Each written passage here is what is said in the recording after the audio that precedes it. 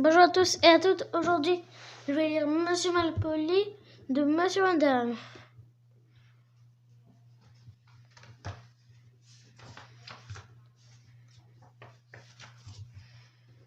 Voici l'histoire de Monsieur Malpoli.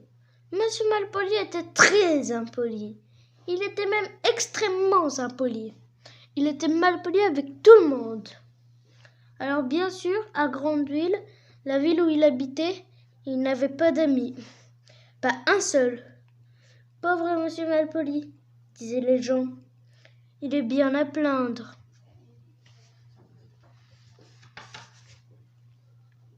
Monsieur Malpoli ne se contentait pas d'être malpoli.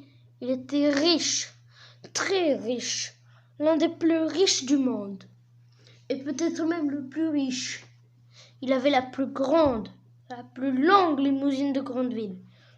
Il avait le plus grand, le plus vaste parc de Grandeville. Il avait, tout en haut d'une colline, la plus grande, la plus grosse maison de Grandeville. Il habitait là, tout seul. Pauvre Monsieur Malpoli.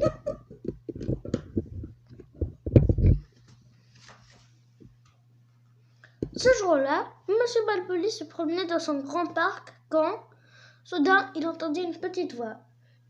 Il entendit une voix, une petite voix. « Bonjour !» dit la voix. Monsieur Malpoli regarda autour de lui et là, parmi ces milliers de fleurs, il aperçut un lutin. « Vous pourriez me répondre ?» lui fit remarquer le lutin. « Non, fichez le camp !» répliqua Monsieur Malpoli très impoliment. «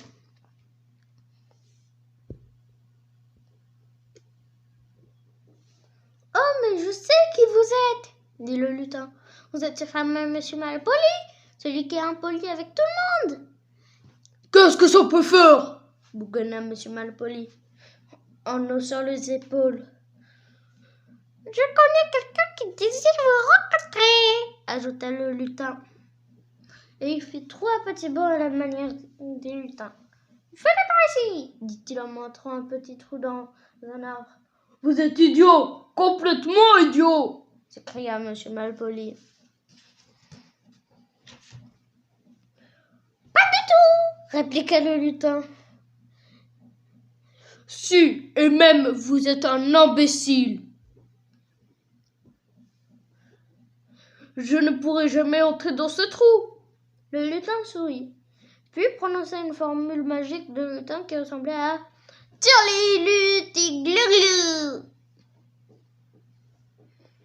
Alors Monsieur Malpoli se mit à rapetisser, encore et encore, et bientôt il ne fut pas plus haut que le lutin.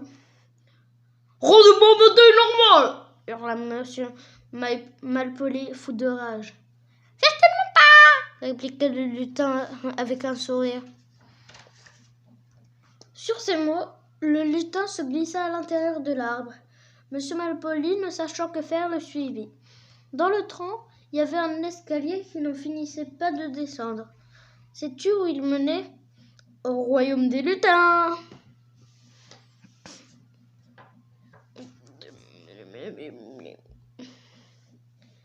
Je veux voir immédiatement votre chef ! Cria Monsieur Malpoli en tapant du pied. Ne vous inquiétez pas, vous le verrez, répondit le lutin. Il conduisit Monsieur Malpoli le long des rues du royaume des lutins. Enfin, ils arrivèrent devant un palais. « Qui va là ?» demanda le lutin sentinelle. « Monsieur Malpoli et moi-même, » dit le lutin. « Ah, ah !» fit la sentinelle d'un air entendu. Monsieur Malpoli et le lutin franchirent les portes du palais, traversèrent une cour, s'engagèrent dans un long couloir et enfin, après avoir passé de grandes portes d'or, pénétrèrent dans une immense pièce. Là, assis sur un trône en or, se trouvait le roi des lutins. « Votre Majesté ?» dit le lutin en faisant une profonde révérence. « Voici Monsieur Malpoli. » C'est lui, ce Monsieur Malpoli, avec tout le monde qui n'a aucun ami, dit le roi.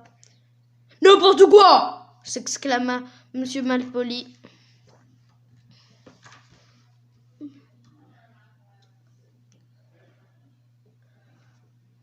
Je vois que ce que l'on dit est vrai, continua le roi. Cependant, je vais vous permettre de retrouver votre taille normale. Mais lorsque vous serez de retour à Grandeville, si vous vous montrez de nouveau malpoli, vous redeviendrez aussi petit qu'à présent. C'est clair ?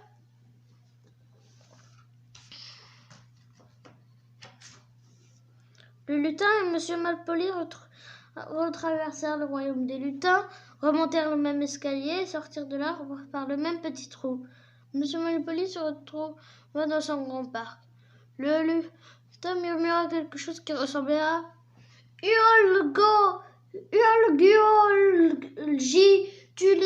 le rite, c'est-à-dire tireli-luti-glou-glou à l'envers. Monsieur Malpoli se mit à grandir, et il retrouva sa taille normale. N'oubliez pas les paroles du roi, lui rappela le lutin. Sans même lui dire au revoir, Monsieur Malpoli regagna sa maison. Le lendemain, Monsieur Malpoli alla se promener à Grandeville. Soudain, il heurta un petit garçon qui jouait au ballon. « Pousse-toi de là !» glapit Monsieur Malpoli. « Tu devines la suite ?»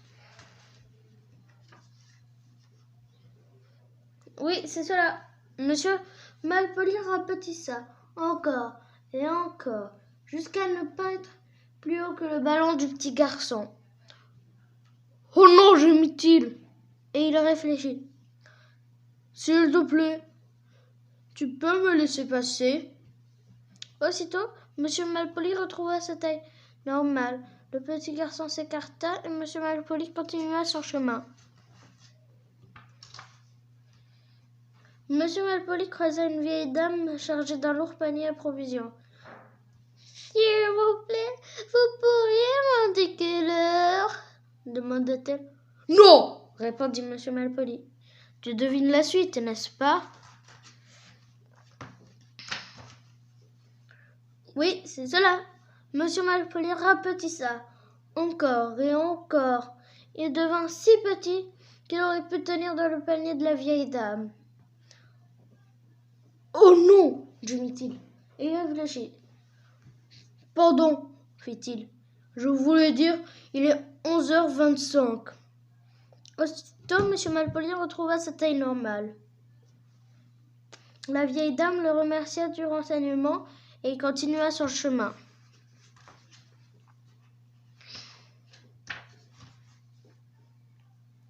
Il alla ensuite acheter son journal au coin de la grande rue de Grandeville. Il s'éloignait déjà quand soudain il s'arrêta, réfléchit et retourna vers le vendeur. « Merci, lui dit-il. « Merci ?»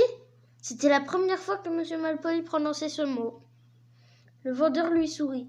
Un sourire, c'était aussi la première fois qu'on en adressait un à Monsieur Malpoli. Un peu plus loin, un passant demanda à Monsieur Malpoli le chemin de la banque. Monsieur Malpoli faillit lui répondre « Fichez-moi un peu !» Mais il se retint juste à temps, réfléchit et dit « C'est par ici. Voulez-vous que je vous accompagne ?» « Merci beaucoup, » dit le passant. « Vous êtes trop aimable. » C'était la première fois qu'on disait à Monsieur Malpoli qu'il était aimable. Tout heureux, il sourit. Pour la première fois de sa vie, Monsieur Malpoli était heureux, et ça lui plaisait. Sais-tu que depuis ce jour, Monsieur Malpoli a beaucoup changé ? Il est toujours l'homme le plus riche de Grandeville et peut-être du monde, mais maintenant il a beaucoup d'amis et il sourit tout le temps. Il ne devient plus jamais tout petit. À ton avis, quels sont les deux mots que Monsieur Malpoli emploie le plus ? S'il vous plaît et merci. Alors si jamais tu as envie d'être impoli envers quelqu'un, s'il te plaît, prends garde au lutin et merci d'avoir lu cette histoire. Si vous avez aimé la lecture, n'hésitez pas à vous abonner, à activer la cloche pour ne rater aucune de mes vidéos et de lâcher un pouce bleu. Bye, à la prochaine.